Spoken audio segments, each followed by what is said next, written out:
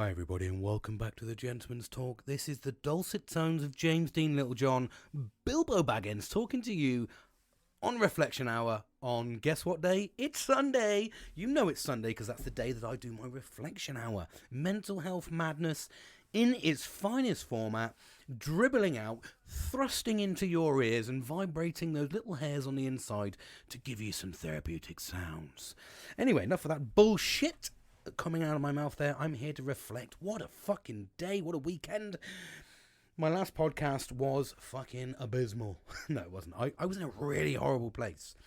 But the bit that I'm going to reflect on quite heavily today, and the bit that I think is a positive aspect, come on, we've been doing this 14 months, is the fact that we're succeeding. Is the fact that, sorry, I thought it just felt something vibrate, and it wasn't my duo bowls up my bumhole. So don't know what that was. But there you go. We move on. We digress. So the positive aspect. So I was in a crap place. I really was. I still am. But the positive aspect that I got out of this, and this is the bit I'm bolstering, and this is what this is all about, for Christ's sake, is talking about it. So although what that did was I felt awful. I was in a shit place. I was very emotional. I was tired. I was exhausted.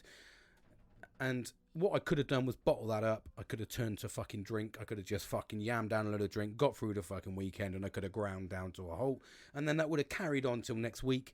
I would have gone into next week shit, and I would have made fucking stupid mistakes. Or I would have got to the point where I'd had a fucking breakdown, and I'm either going to fucking escalate it to shouting at somebody, or I'm going to feel shit, or I'm going to get to the point where I just don't fucking want to be here. And I was on the cusp of that anyway. That's the way that my brain was thinking, was what's a fucking, if this is what life's like, fuck you.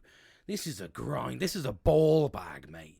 So, but what it did, and this is the beauty of talking about it. This is the positive aspects of talking. Find that confidant. Find that thing that you like doing. I spoke about it, and what I did was I understood when I was talking about it. I was processing. I was reflecting. So I understood the things that were fucking me off were a few things in work. Okay, granted, there's a few things in work. I rectified that. I did a couple of drafts of emails that are ready to go out to go, this isn't my problem. I don't need to be stressing about that. So that was something I can do. I went in, I had a family meeting, and I said, look, I'm getting fucked off with the way you're treating me. Can you fucking stop treating me like this, please? Because I don't deserve this. I don't work tirelessly to fucking, be treated like this. I don't fucking go above and beyond to just get it fucking reflected over. I want the kudos that comes with that. Otherwise, I'm going to sit on my fat carcass and do fuck all. And then when you say to me, why aren't you doing this? Like I did, when I was in the fucking depths of my depression.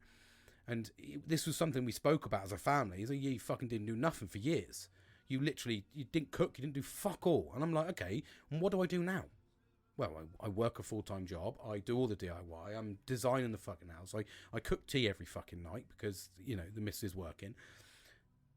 I do all this, and nothing's different. I'm now getting the same shit I got when I did fuck all, but when I did fuck all, I got stressed. I didn't get stressed. I was chilled out. I didn't give a fuck. Now, you're stressing me out. So, reflecting fucking heavily. So I went and had a chat, and they were like, okay, I get your fucking point. I was like, mate, I just want you to clean your room up. I want you to fucking respect the stuff that I'm spending money on. If not, fuck off.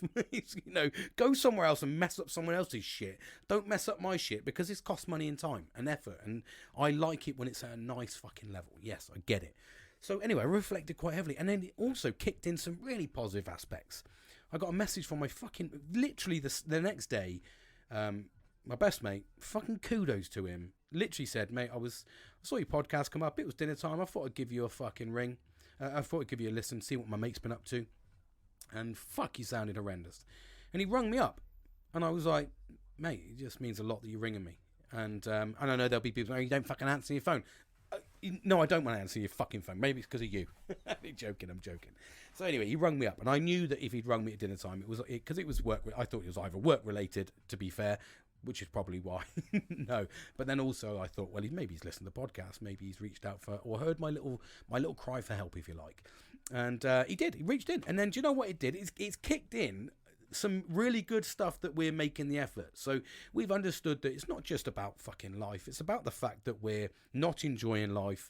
We're not we're literally trying to get a both out of our own. We're in very similar situations financially, and we were both on this planet this year decided what we would do was we would concentrate on having a fairly quiet year, but really getting ourselves into a position where financially we were comfortable.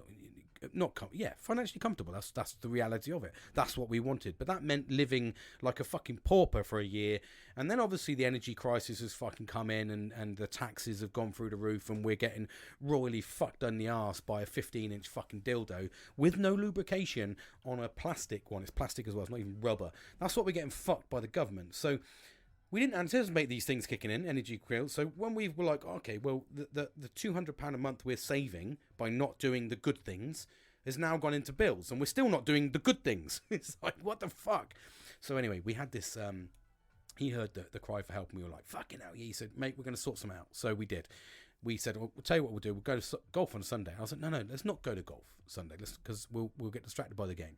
Let's go down to Spoonsies. So we went down to Spoonsies, and we had a fucking breakfast, free coffee refills, and we fucking chewed the fat. We literally were chatting away. Bumped into a couple of good old friends actually from school, which was absolutely amazing. Paul Probert and Mike, I can't remember his second name. It's completely gone. But I only know him as Mikey, so I don't know it. I do know, but anyway, they were sat there and they were like, yeah, we've swapped beers for coffee and crosswords now, mate. They're a little bit older than us, but not massively older. But they still do hockey. They still do their camaraderie things. They still do everything that they do that makes them happy. They earn just enough money to, get by. They still do the hobbies. They still do the fun stuff, and they don't go out and waste 100, 250, £200 on a fucking night out anymore like they used to. They literally just go, no, we do this and this. And we go to hockey on fucking Wednesdays and Fridays. So we sat down, because we bumped into them when this is the conversation that we had with them before we had our conversation. Then me and Kieran sit down. We were like, mate, what I want to do is let's do a club or something during the week that gets us out. I said, it's not a case of just meet up for a beer. Let's fucking go somewhere. Or if we meet up for a beer, let's do something. It just happens to be Midway in Amesbury, our local town centre. There's the little rec club at the top of the road, and we're going to be members there. Snooker and pools, all free.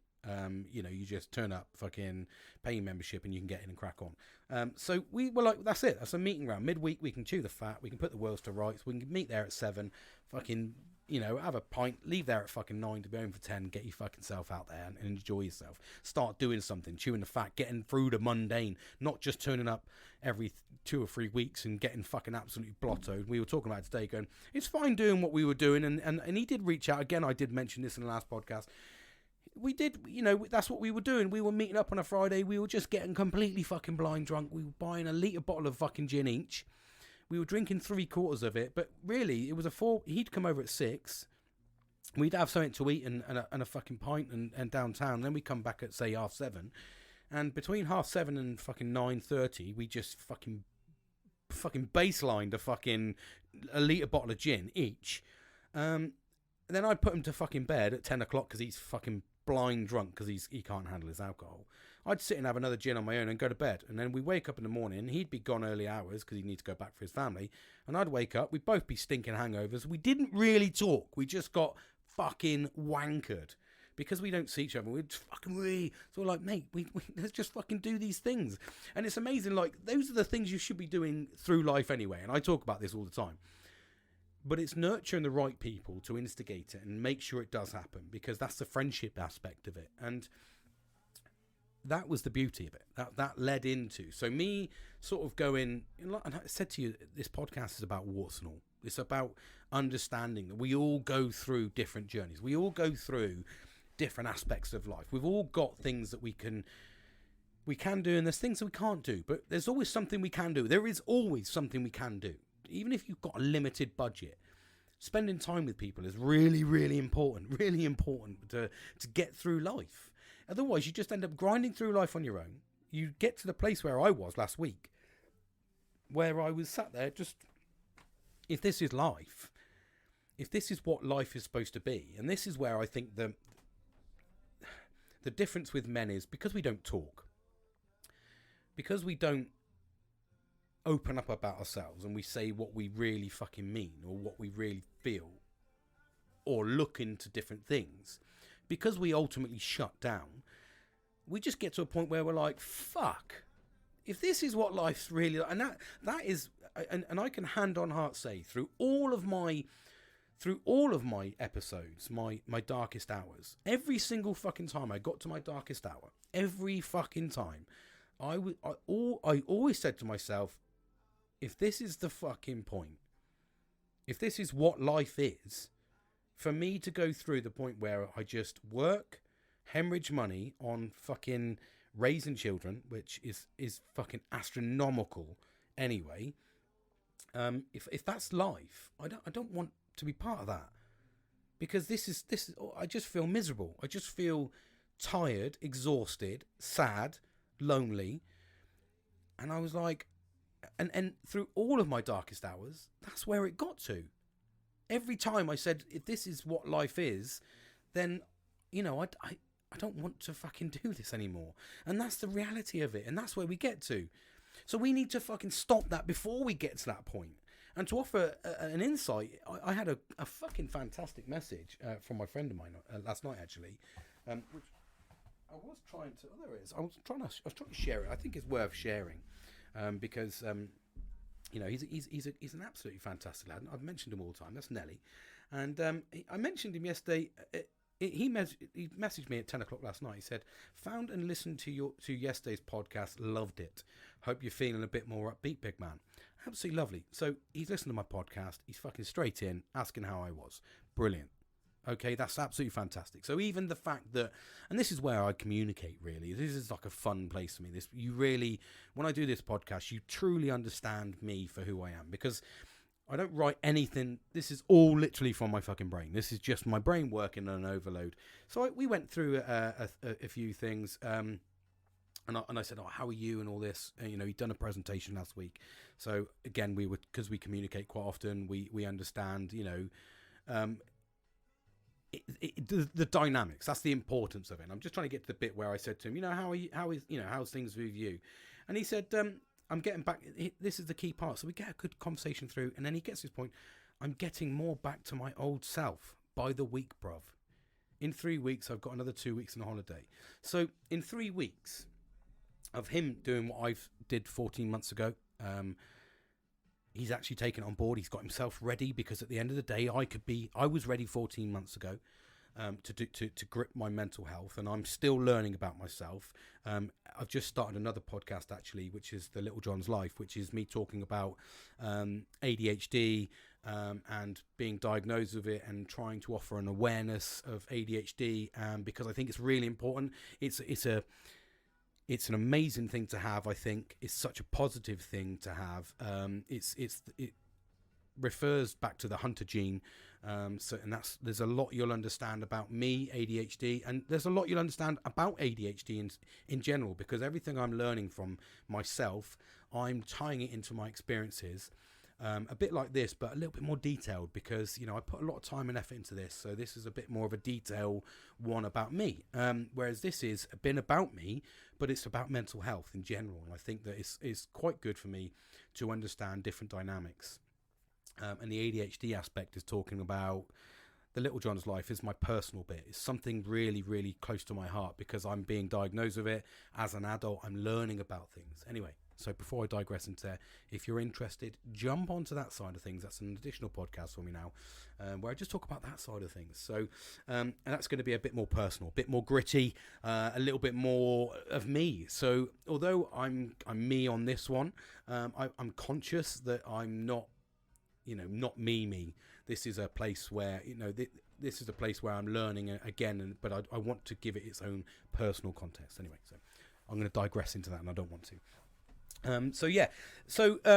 But this is the beauty. So the beauty of mental health is you have to be ready. I've told you this before. You have to be accountable. You have to want to make the change. You've got to do it, regardless of whether you know, I'm sat here and, you know, I've got friends that are depressed or stressed, or I can see it. I've been down this route with my friends, and this is why I've cut ties with my friends, because you have to be the one that's accountable for it. So I was accountable. I did that podcast, and yes, I laid it on the fucking line. Yes, that is me. That's raw emotion. That's who I am. I'm a dad. I'm a fucking son. I'm a brother. I'm a fucking friend. You know, I'm a husband. all of these different masks I put on a daily basis. I work in health and safety and all this sorts. I put on different masks every fucking day.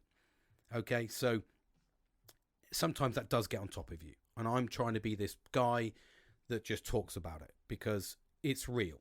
We all go through it. Men are fucking horrendous for it by not talking. And this is why, the statistics for suicide are incredible. And like I said, incredibly bad. Sorry. And I don't mean incredible as in like they're fucking huge. So for me, this is about trying to mitigate that. This is me about trying to raise awareness. And this is all this is really. This is awareness in this fact. And like I said, you've got warts and all. This is me, sat there. I was exhausted the other week and it kicked in a lot of things and a lot of positivity. My friend speaking to me and then my mate coming back to me. And like I said, I was ready 14 months ago to talk about this. This is my medium. I talk on social media. To talk about awareness, to talk about raising the awareness of mental health and the struggles are real. But at the same time, it's putting context into things and it's looking for the right support and it's looking for the right stability around you. And that all came into play this weekend. And like I said, my friend sent me that message, which I thought was absolutely fucking fantastic. It's such a positive aspect to hear. To hear I'm getting more back to my old self by the week, bruv. Just that little section alone is really, really heartwarming because that's what we try to do. But you have to be accountable. So now he's listened to me endlessly and over and over again. Number one fan, I call him, because he fucking truly is. And, he sat there and listened to me. And for me, that's all about when he's ready. He's now ready. He's making that choice to try and limit how much he drinks, which is a key part, getting ourselves sober, if you like. But although he's not an alcoholic, and I'm not saying he's an alcoholic, but what I mean is sometimes you just drink for the sake of drinking. I do. Thursdays I come along, I want to drink. Fridays I want to drink. Saturdays I want to drink, and fucking Sundays I'll have a gin for bed. So I do. And it does. It's added weight onto me. It's added. It makes you depressed. It makes you down. He's gripping all of that. He's getting out and losing weight. He's, you can just that text message alone sounded positive, and I think that's a really, really fundamental, a pivotal point for him. And I think that's really incredible to see that. And then on the back of engaging with my best friend, we're now, and this is the positive. He's now. We had breakfast this morning. We were looking at a club. Just before I did this podcast, he's like, mate, we'll just get this Boscombe Rec Club fucking things. We'll go out and play snooker. It'll give us a chance to break up the week. We're not stuck in the house. We're finishing work at 4, mate. Why aren't we just going straight down there and having a fucking evening and playing a bit of pool and snooker? And then we can look at competitions if we really want to and go to other pubs. And there's all these things that you can do that we forget about. And do you know what I blame? I blame a lot of it on the pandemic. If I'm being brutally honest, I blame a lot of it on the pandemic because we were shut away, and now we're in a situation where all these pubs and clubs and stuff are closing. So we're losing our social ability. We're getting these 15-minute cities which are stopping us from moving around.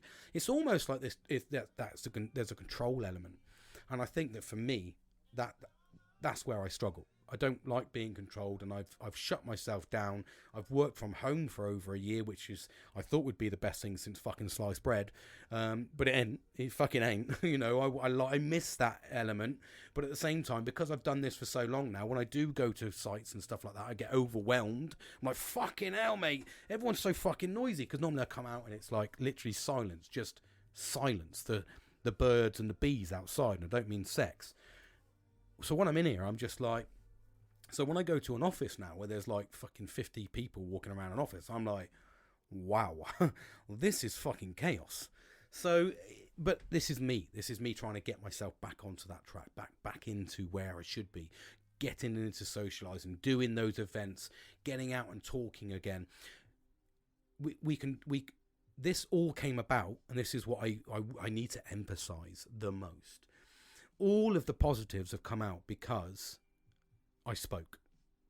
So although I'm using my medium, and my medium is social media through my podcast, my friends listen to my podcast so they understand what I'm saying and where I'm coming from. They've listened, but there's no reason why you can't translate that into however you talk to your friends, whether that's on WhatsApp, iMessenger, whatever medium you use, social media, Snapchat, whatever medium you use. There's no reason why you can't let people know that I'm feeling a bit shit, because that's ultimately what I did. I spent an hour saying I'm feeling a bit fucking shit. I'm a bit overwhelmed. It really fucking helped me talking about it, because I got to process the emotion, which it did. It caught me out a little bit towards the end. But then at the same time, it helped me process that. It helped me go, okay, well, what's your actual problem here, James? Because as soon as I finished the podcast, I was like, okay, pop it down. Let's have a little reflect on that podcast, because it's a really thing for me to do. Although I don't listen to my podcasts, what I do is reflect on them, because it's fresh. It's in the moment. I've just pressed play on the last week that's upset me, or however many days it's upset me, depending on when I've done the podcast. And I go, press play. Okay. Well, what's upset you? Okay, that's that. You can fucking sort that, mate. You can sort that, mate. You can sort that. So what's your actual problem? Okay, well, the problem is you're just not going out enough. Well, you can fucking sort that as well. Tell your fucking mates. So they all went, actually, yeah, we're all in the same fucking boat here. We're not doing the things we should be doing. We're all putting on fucking, a lot of us are putting on weight because we're all getting a bit older, and we're like, why are we putting on weight? Because we're lazy. We're sitting on our fucking fat carcasses, not going out, mate. We're not getting out and amongst walks and stuff like that, or going out and socialise and seeing the countryside. All these things I've jazzed on about for the last fucking 14 months. We're not doing that, mate. So you're talking fucking bollocks. So you just go, okay. So that's what I use, my medium. They've listened, they heard, and the support came. And that's the beauty of nurturing the right people around you, because the support came. I had a message from my number one fucking fan, old Nelster Gelster, and I had a fucking phone call the next day from a best mate. What more could a fucking guy struggling ask for? Nothing else. I couldn't ask for anything else. I went in and I had the conversation with the family. They understood where I sat from. So that turned into, I'm sorry. Actually, yeah, okay. And you do have to remind them, when you're in a house of 4 women, you do have to remind them that you're a fucking bloke. And I see things slightly differently. For instance, I came in yesterday, and this is where it came. And they're going for my middle daughter now. She's coming to the end of her school term. She's coming to the end of the finishing school, going to college. She's doing a fucking prom, and she went and did a fitting with her friend. Now, her friend is a little bit more comfortable. Her friend's parents are a little bit more comfortable with money. I get that. It's fine. That's okay. But they spent I think it's like £440 or something on a dress. $395 plus all the fitting and stuff. And I was like, she came in and said, we need to book this place. And I was like, right, okay, well, you need to fucking slow your roll, mate. Let's manage your expectations on what you think you're getting. Because if you think you're automatically getting a £400 dress because your friend got one, no. Let's manage your expectations, mate. Now, I was in a difficult situation because I was looking at it from a financial perspective. Absolutely. Am I spending £400 on a dress for somebody to wear one day when realistically I don't want to spend £20 on a pair of fucking flip-flops that I'm going to wear all fucking summer? So, let's put it into context. So I was like, well, okay, I'm not spending that. Then the conversation went, okay, well, and it got really fucking argumentative because I don't really understand the concept of prom dresses. My wife said, did you go to your prom? I said, yeah, I went and got pissed. And in the fucking school locker room with all the fucking blokes and mates. And then we got kicked out for drinking, and we went and carried on and drinking in the streets. So, yeah, I did. If you say I went to the prom, that's what I did. I don't really fucking care. I'm a bloke. I don't get excited about this. You know what I mean? Most blokes that are going to go to a fucking prom are probably in the fucking concept that they're thinking they're going to get sex afterwards because everyone feels jazzy and fucking we all sneak a bit of alcohol. That's why most men will probably go. Or boys, should I say. You know what I mean? So if anything, it's drink a bit of fucking booze, feed the pony, go home. So it's one of those. That's what we hope for. We don't go for the fucking glitz and the glamour. We don't go to get fucking, we're turning up in a limousine. We're not doing that. That's a girl thing. So if I can crack on, it's good. But I don't get that same emotion. So let's look at it from a financial perspective. So I had this massive argument with everybody.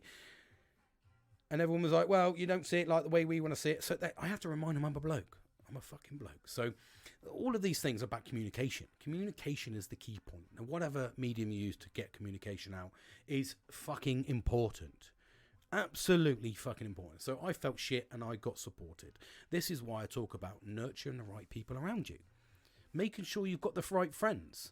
I've said this so many times because the ones that pick you up when you're down are the ones that stay around. And I've been down a fucking lot lately. Understandable when you consider what my family are going through with the crippling effect of my daughter. And I'm now getting to the point where that's raised almost on a weekly basis. I had to, fucking speak to the police about it the other day. And it's people don't understand when you keep reliving the experience, and I've not been able to process it properly, it does fucking cripple me for days afterwards. So it's really, really important that you find the right people around you to take you away from that. And that's what nurturing the right friendships around. My friend's seen that I cried out a little bit and was like, mate, we need to do something, mate. We're not enjoying fucking life. I could literally get hit by a bus tomorrow. I could get diagnosed with cancer tomorrow. Anything could happen. Anything bad could happen. But something good could happen as well. But something bad could happen. What the fuck am I going to say that I'm living my life behind fucking closed doors to try and survive by the end of the year? No, fuck it. Let it fucking go, mate. Enjoy yourself a little bit. Put it off a month if you have to. Just enjoy yourself a little bit. Get to the point where you're having a bit of fun. Otherwise, you're just existing. Who the fuck wants to just exist? I don't want to exist. I want to travel, explore, experience, have fun, meet new people within the boundaries of ADHD and PTSD. It's fucking crippling me. But this is the importance about talking out. And I got that feedback back. That was absolutely imperative of what I did there. And that's the beauty of mental health. I think when you nurture the right people around you, even when you're struggling, even when you're fucking down and out, even when you're fucking done and dusted, if you've got the right people around you, they will literally come in and pick you up. And that's exactly what my mate did. The next day, rung me. Dude, the fuck are you doing? How you feeling? Checked in on Saturday, voice message. How you been, mate? Want to go to fucking golf tomorrow morning? Or, if it's raining though, we'll go for breakfast. We end up at breakfast. And that escalated into we're doing something regular. More regular, but just meeting up, going and playing fucking snooker or pool. That's not really something key. But it's not something amazing. We're not talking about we're learning a new fucking skill here. We're just going to meet up. And it's like, mate, let's go up and just chew the fat, put the world to rights, and just start enjoying life. Start having things to look around for. Instead of going, I'm going to go home, I'm going to fucking sit in my cave, my man cave, or my living room. I'm going to put my fat carcass on TV, or I'm going to sit and watch fucking 4 or 5 hours of TikTok. And then go to bed. What the fuck is that existing? That's not even existing. That's literally just, you're an oxygen thief if that's what you want to do for the rest of your life, aren't you, really? Because, come on. And the thing is, I say it as a negative, but we all do it. I do it. And I don't want to be that anymore. I want to get out and experience life. I want to meet new people. I want to fucking break the barriers. I want to challenge myself. I want to challenge ADHD. I want to challenge PTSD. With the right people around me, I know that I can go and have fun and support and enjoy myself. And that's the right people. Having the right people around you is the most important thing. The most important thing. Because they're the ones that are going to help you get through life. When you're at the top, they're going to be the ones that are literally underneath you, fucking supporting you, holding you, ready for you to pull them up and bring them up with them. So you're all at the top together and you're all succeeding. Whenever you look at anyone that's successful in life, they have a close network of trustworthy people around them that they know and love and trust and guide them through because they see things in different ways. I see life completely and utterly different to everybody else. And I don't mean, we all have different views, but I mean I'm not normal. With the ADHD and PTSD, you see things differently. You react differently. I react differently to friendships, relationships, everything. I react differently to all my occasions to how other people react. I see the good in people that isn't intentionally there. I also see the bad in people that isn't intentionally there. I'm quite a good person at that. And I kind of recognize that. And that's why a lot of the times I say, you need to know your worth. And I'm going to finish on this actually. You need to know your worth because, like I said to you before, I've said this previously in many, many podcasts. You need to know your worth in the sense that put in what you're getting out of life in everything. Now, a good friend of mine said, whenever he looks at certain things in life, he categorizes it in 1 to 10. So I want you to do this. I want you to take this little thing away from you.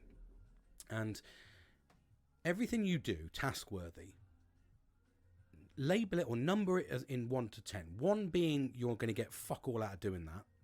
and you've just got to do it. And 10, you're going to get loads out of it. You're going to learn, you're going to excel, you're going to make money, whatever. It's going to be positive. If you looked at things like in life like that, very much, I mean, it's a very crude way of doing it. But you can quickly triage quite a few things and go, do you know what? What am I going to get out of that? Is that my job? No.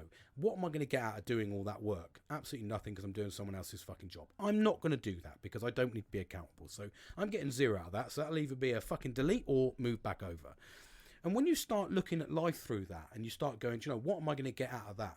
And, you know, it's a very crude way of looking at things. It really is. But at the same time, you will only concentrate on the successful things in life that you know are successful. If you're going to get a lot of benefit out of something, you wouldn't waste... And the reason I say it's crude is because it is quite a crude way, because you might turn things down that otherwise, you know, someone might see as they're getting a lot out of it. But you're going, well, in actual fact, I'm getting fuck all out of this. Do your supportive role within your boundaries, but it is quite a crude way. But at the same time, very, very advantageous that I've learned for myself, because I can look at something and go, I'm going to get nothing out of that. That's literally like, that's going to cause me massive amounts of fucking stress. That's going to cost me money. And what am I going to get out at the end of it? Fucking nothing. Literally nothing, apart from... And I did this, and the crude way of doing it to cascade back is the dress. I looked at the dress thing and I went, okay, so 1 to 10. And this is why I was sat there eating my tea, bearing in mind I was eating my fucking tea, just relaxing. And I'm getting this fucking, I need to book, I need to pay £50 deposit to book it, even though I don't know there's a dress I want to get for you. The minimum dress, I think, was £250. And all these questions I asked, and a lot of them, they didn't come back. So I looked and went, okay, what am I going to get out of this as I'm eating my tea? And I went, well, realistically, this is a 1 for me, because nothing is positive in this at all for me. I'm going to have to buy a dress. It's going to cost me in excess of probably £300. It's for 1 day. And then that's going to go into a fucking cupboard and never get used again, because that's the reality of it.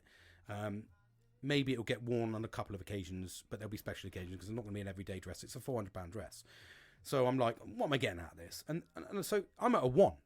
And then I have to look at it pragmatically and go, okay, but I'm probably at a 3, because it is my daughter. It's a big day, but I need to be realistic. So I'm at a 3, so I need to try and barter to get it to an acceptable 4. Maybe even a 5. So I think it's worth doing. So if we can get the price down, my level of acceptance goes up. If her level is at 10 at 400, I want her bring her down to 5, so we meet in the middle. So I said to her, you know, right, the expectation is I'm putting in 50, and your fucking nan's putting in 50. That was it. That was the expectation. So you got £100. That's your limit. I think that's an acceptable limit for a dress for 1 night. And yeah, it met resistance, but that's how I triaged it. And I left it like that. That was me. I'm done. That's where I'm at. That's what you're getting off of me. There's nothing else. So I can move on from that now. So there's a crude way of doing it. But at the same time, when you look at something that isn't your job, you know isn't your job, but someone's asked you to do it, and if you get nothing out of it because it isn't your job, but the person you want to do is saying, look, you need to fucking help me, you just do the bare minimum just to get that job done. You don't put a lot of effort into it. If the job is worthy, it's your fucking job, and it's a really good fucking outcome, and you know it's not just, you know, business as usual, then it's in the 8 category. You're going to do a bit more research and a little bit more information on it. These are all key ways of looking at it. So yes, it's a crude way, but very, very, very successful, because you can look at things and just go, and I do. As soon as someone says something, they go like 1 to 10. That's a 3. Yep, not interested in that, and I move on. That's it.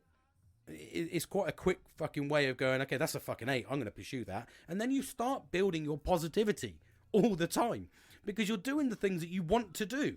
You're putting in the effort into the things you know you should be doing, and you're not wasting time. And that's clearly apparent by a lot of these fucking companies now in the UK that have trialed these 4-day weeks. And they're actually understanding that you can be more successful, if not the same, in 4 days as you are 5. Because people are having to get up on a fucking Friday or a Monday, and you're working 5 fucking days a week for 2 days a week to be exhausted. And we're not doing 1 fucking job in work. We're doing 3 or 4 fucking people's jobs, because we're mounting pressure on ourselves all the time. companies and organisations are mounting the amount of information they want from you, but not wages aren't going up and all that. So we're stressing ourselves out. So you need to have something as crude as that to go, do you know what? That ain't my fucking job.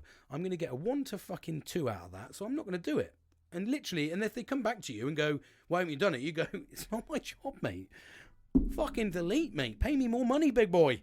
You know what I mean? And that's where you do. You become quite crass with it. But at the same time, I think it's very advantageous.